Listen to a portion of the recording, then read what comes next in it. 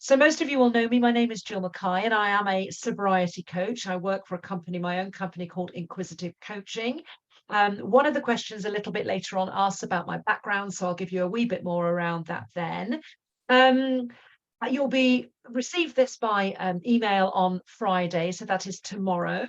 You'll receive this by email. So I'll just go ahead and go through the list of questions that I've been asked, and they're useful. If it doesn't cover what you have asked, then please do feel free to contact me. My email is hello@jillmackay.com.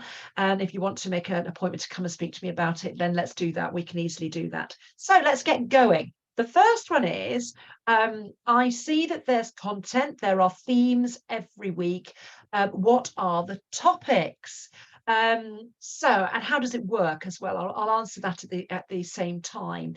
So the content is delivered weekly. They are recorded videos, and then there's also a workbook each time, and sort of reflection points, if you like. So, and then what will happen is that the answers to your questions and the themes, the content that comes up, the insights you gain from the content, we'll discuss at each of the coaching sessions. So the way it runs, and I'll just read this so you can hear this. Week one is about why you're doing this. What is it that brought you to wanting to have a 12-week stint at sobriety? So it's all about your why. Week two is about beliefs. What story are you running in your current narrative? What do you want to change that to?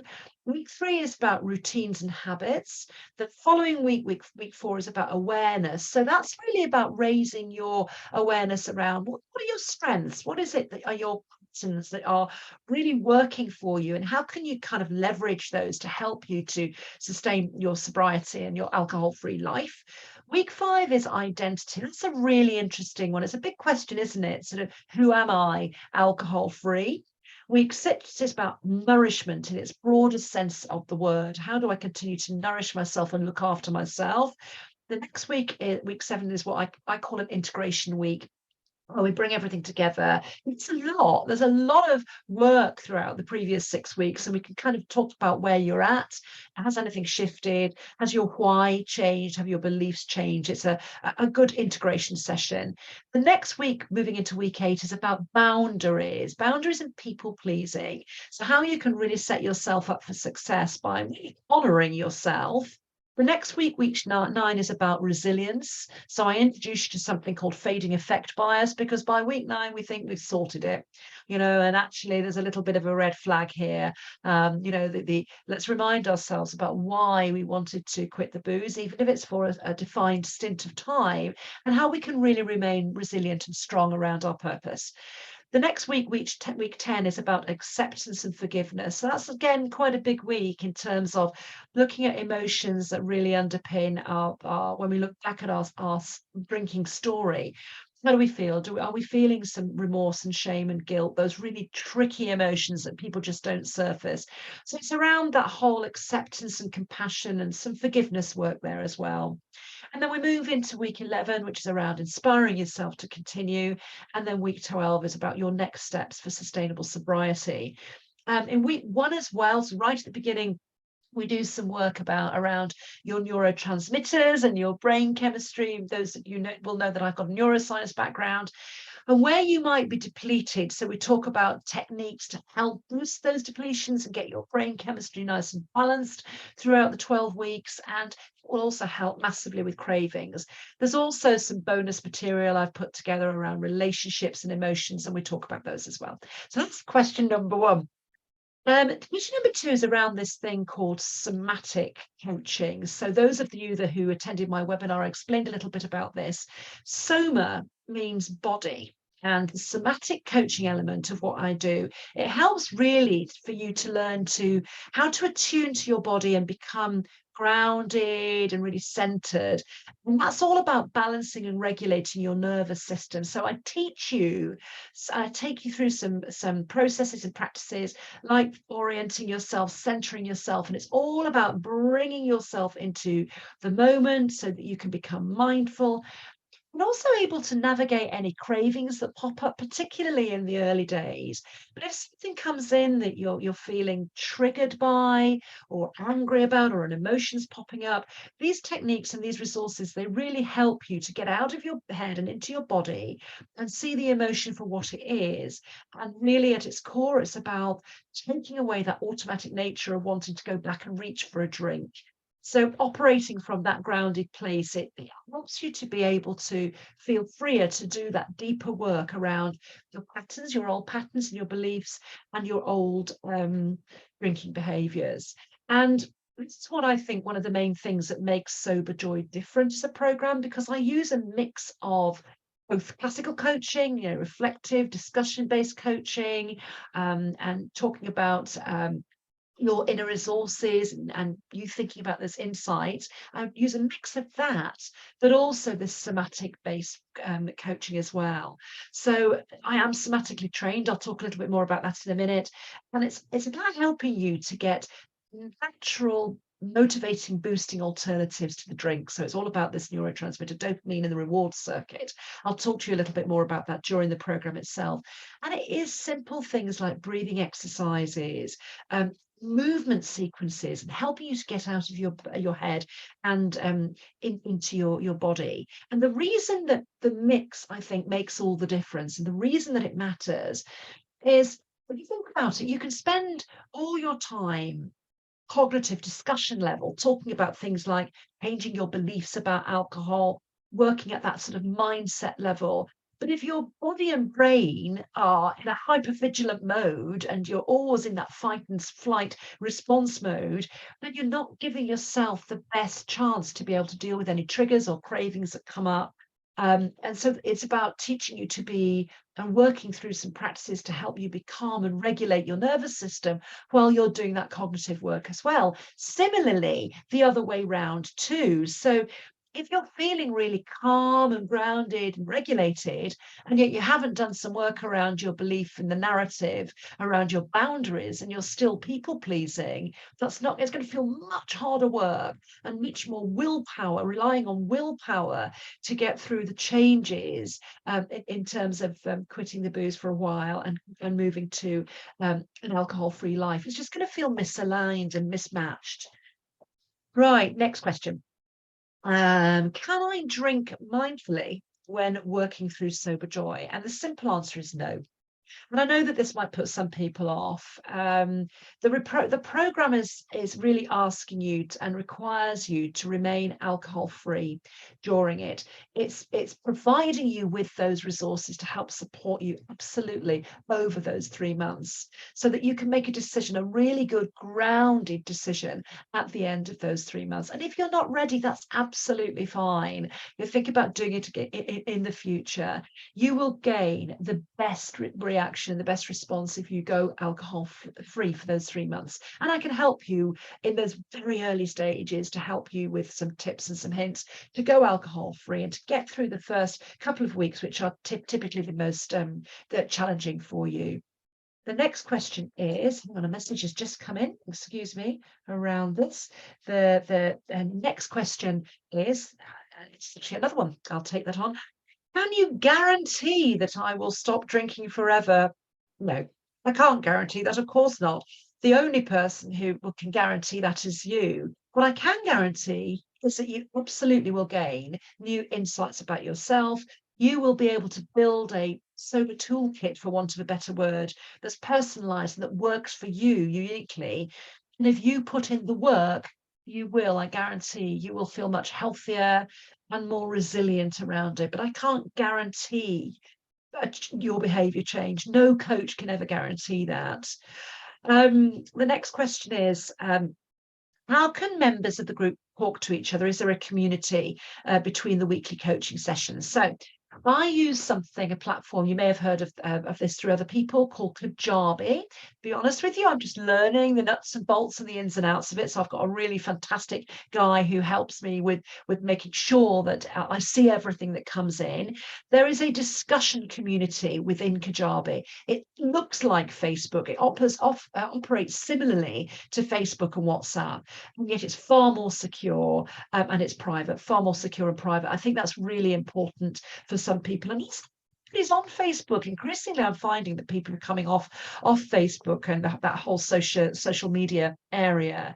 Um, Simple login process. When you first sign up on your laptop or your tablet or your mobile, it's enabled via the app on the mobile. And I'll give you a demonstration, the first session, the first get to know you session, which is actually this coming Monday on the 27th. So I'll talk you through how you can get on that, and do use it, because the benefit of a group program, of course, is that we all learn from each other. The next question that came in was, I'm really worried about giving up drinking. And specifically, this lady said, I'm scared I will be boring and bored. So, first of all, I guess, it's absolutely normal and natural to feel fearful of any change, not just perhaps changing your relationship with alcohol, because change by its very nature is new and it can bring up unexpected things. All I can reassure you is that with a guide, with a mentor, with a coach, with other people in the group, we can help to dilute that fear and help you enter the unexpected, and reframe that into something exciting and give you a good experience around that. And I can reassure you on that boredom front, you know, it's sobriety is anything but boring. I absolutely promise you that. So think about it. No hangovers, hurrah. So I really don't think it's boring to have no hangovers. And one of the greatest benefits from that is that it brings you more time. So many of my clients are really, really surprised that they have far more time when they aren't drinking. It's often a lovely surprise for them. So oops, I've burst the bubble and taken away the surprise there. But also you will find that you learn to be more present, because you learn to be in the moment, and therefore you have so many more options, you have so much more choice. And if you have more choice, then you can do more things. So you can experiment, you can explore, you can take up that hobby that you wanted to give a go. You can, it doesn't know, you don't have to take up to write a book or run a marathon. It could be knitting, it could be crochet, it can be reading books, it can be anything you want. It can be getting outside more, it can be getting a puppy, whatever it is. And it's so interesting. I remember somebody once saying to me that sober is an acronym of bores. And this is really interesting. So a lot of people worry about their perception of being boring, but how will you be boring when you are taking up so many more things, when you have so much time to bring so many options into your life? And I think it's really interesting, because when we go out, and a lot of people do drink because of that little edge it takes off, and maybe it takes the edge off social anxiety. So of course there's new learning to be done there. We often treat the drinking as the main event, the meeting our friends and the people that we're meeting. We treat them as a sideshow. We don't know we're doing that, but we go out for the drinking.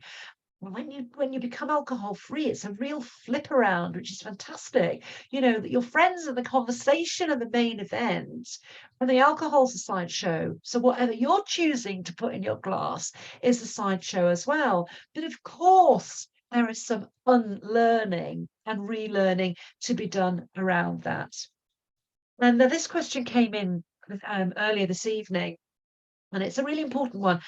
My husband is still drinking. How will this work?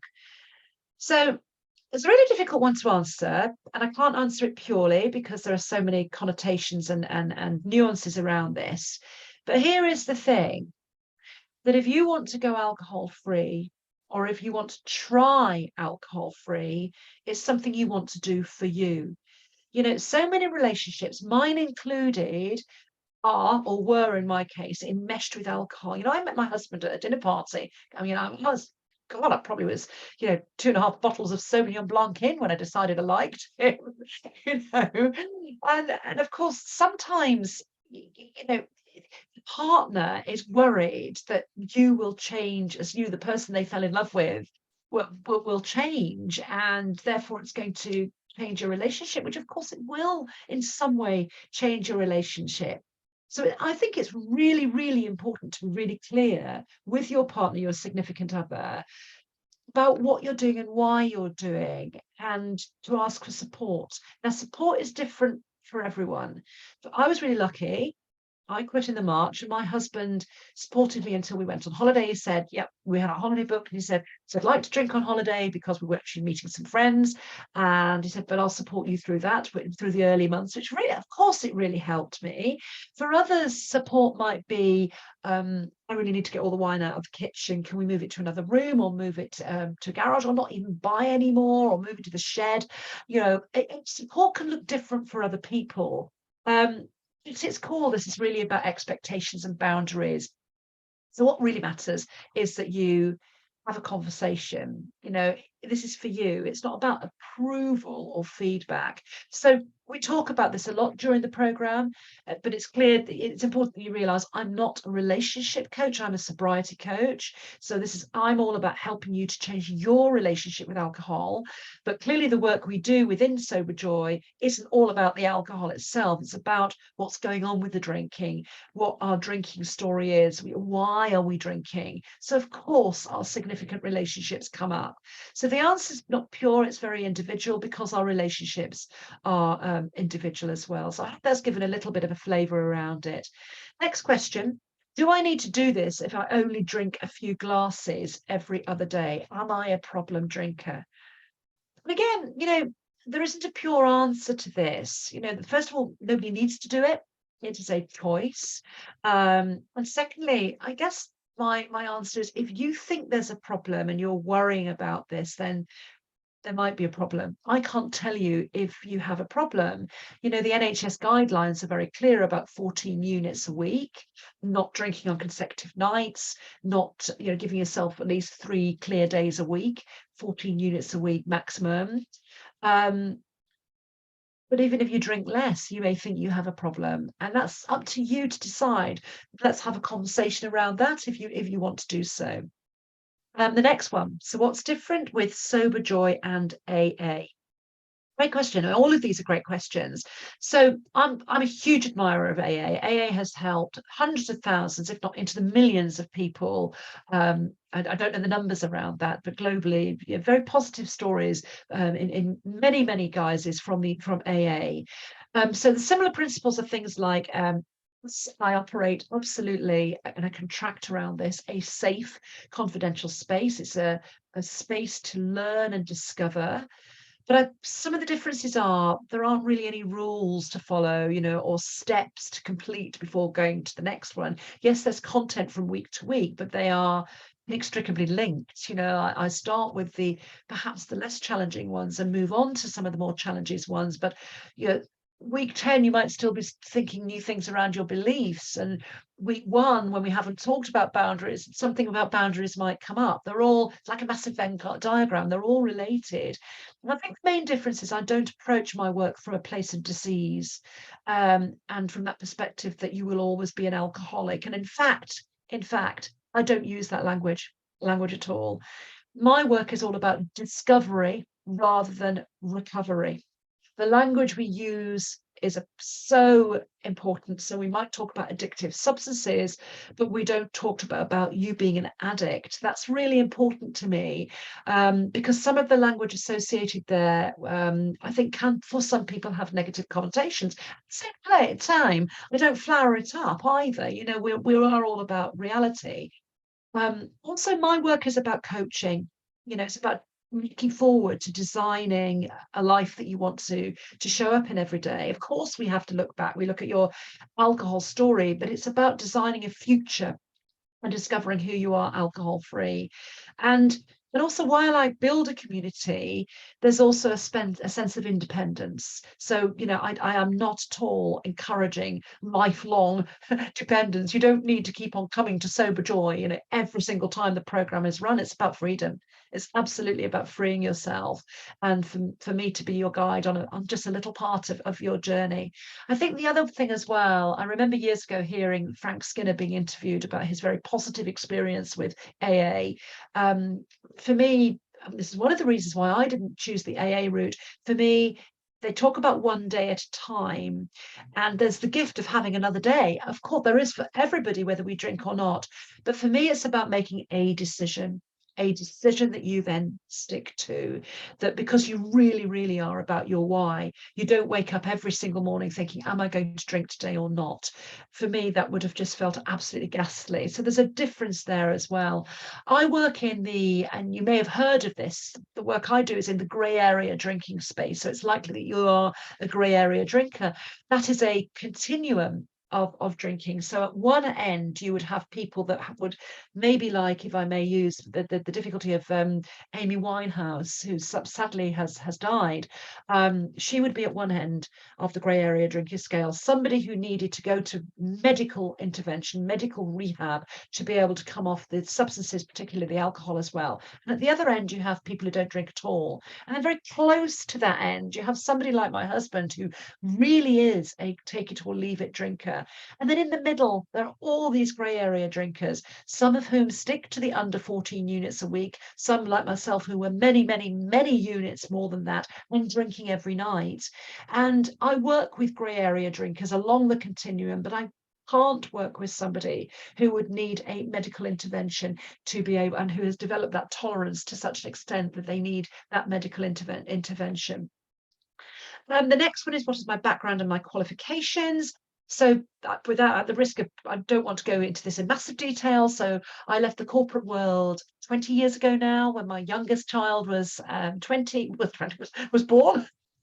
20 years ago now. And my work has been predominantly in learning and development. So training in, so to help enabling others to really build their skills and be the best that they could be in that work context. So I worked in the human resources area and talent area and learning and development. When I came out, I formally trained. I was doing a lot of coaching in the corporate world, but I formally trained as an executive coach and a business coach. I did some qualifications as a master NLP practitioner. I have worked in the coaching arena with hundreds of clients over that last 20 years when I came out of the corporate world. But it's only in the last 18 months that I've worked with in the sobriety area, and I am now, bar one clients, I am now specializing in that sobriety area, working with sobriety clients. So I trained with a lady called Jolene Park in the States. In fact, she was the lady who coined that phrase, grey area drinking. Well worth following her TED Talk. She continues as a mentor and my supervisor.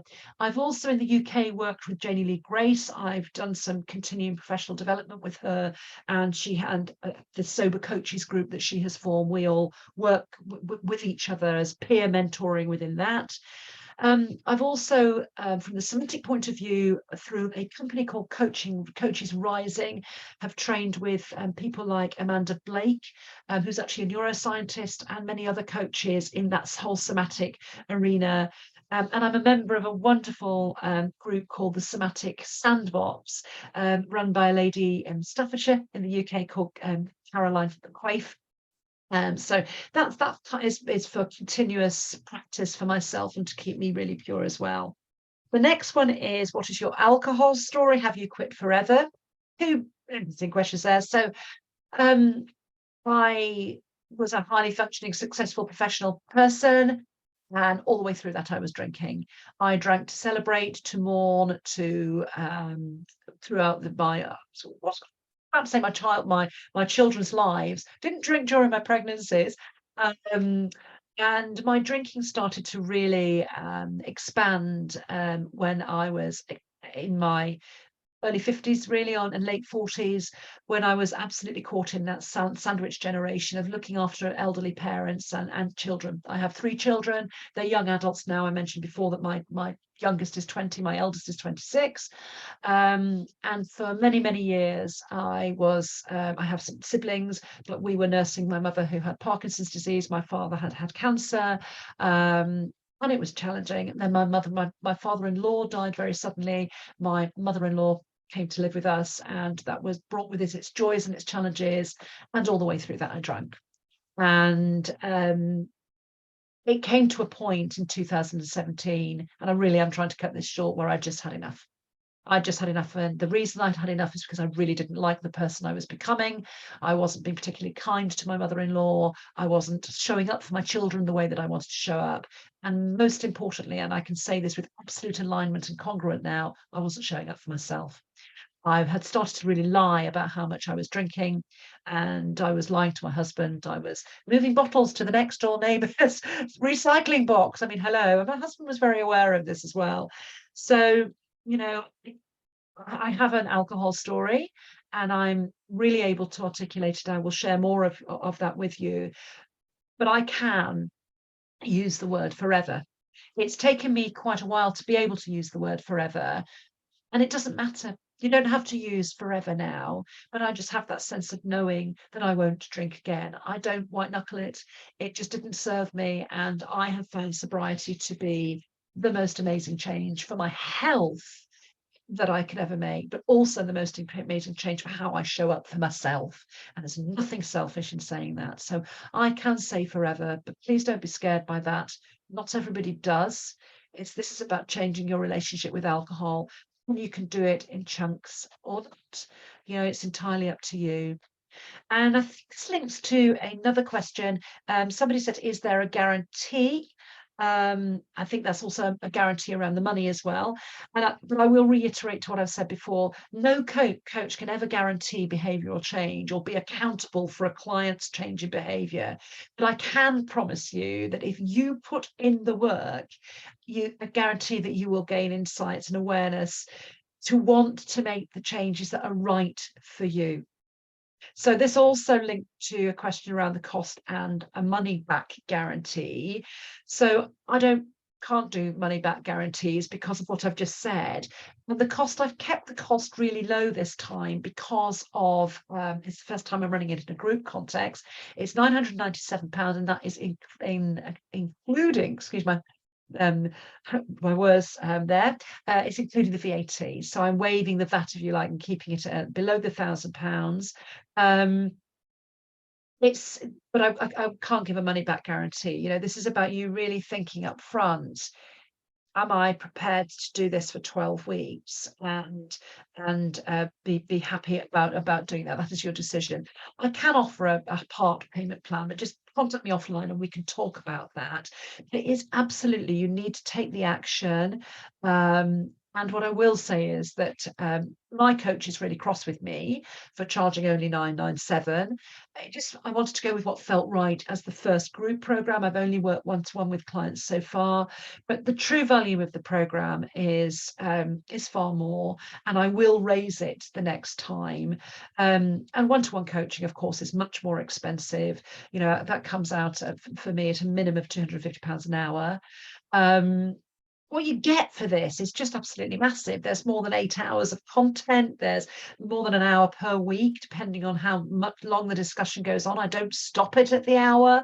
So there'll be 12 hours minimum of that. And there's 30 minutes, but I probably will run over that, individual coaching sessions as well.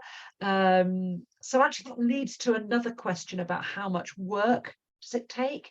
So I would look at about 2 hours minimum to look at the video content, plus have the reflections. I would always suggest the content drops on a Monday. I would always suggest that, don't leave it to the Friday. Do it at the beginning of the week, just to give yourself some time to let it land, and then to answer the reflection prompts, the fill in the workbook for yourself before the next week comes.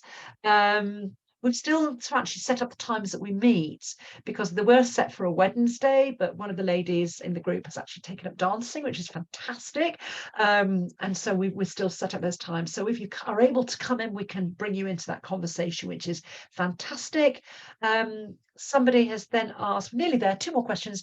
Will I lose weight? Possibly, probably. One of the things but I can't guarantee.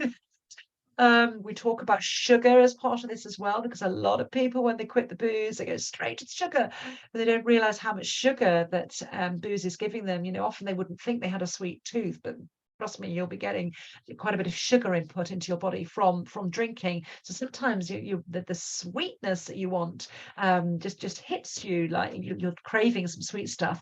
So again, can't guarantee it, but it's likely. You know, one of the things I talk about up front is that we need to really look at our nutrition, our hydration, our exercise, our sleep, and our breath work. I call these 5 things nature's medicines.